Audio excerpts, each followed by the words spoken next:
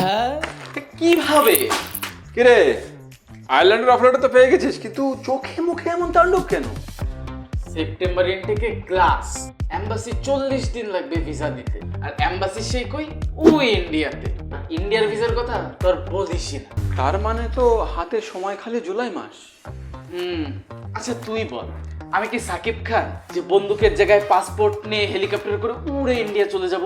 যখন যখন ভিসার জন্য ইন্ডিয়া যাওয়ার তুফান আসে, সেই তুফানকে বরবাদ করতে আসে ভিসা থিং ফর স্টুডেন্ট। এ চোরকি ঠিক মতো বুঝে। Visa thing for student visa application file fully documentation and ready to submit করে তাদের দিল্লি অফিসে পাঠাবে, যেখান থেকে রিচেক হয়ে ফাইল এম্বাসিতে সাবমিট করবে এবং ভিসা ডিসিশনের পর পাসপোর্ট অ্যান্ড ডকুমেন্টস আবার ঢাকা অফিসে পাঠিয়ে দেবে। নিজে ইন পার্সন ইন্ডিয়া যাওয়ার কোনো ঝামেলা নাই, সিম্পল। তাহলে তো হয়েই গেল। মামা তাইলে এই খুশিতে একটু এগুলো সময় নাই। আরে ভিসা থেকে স্টুডেন্টে যেতে হবে, ভিসা লাগবে।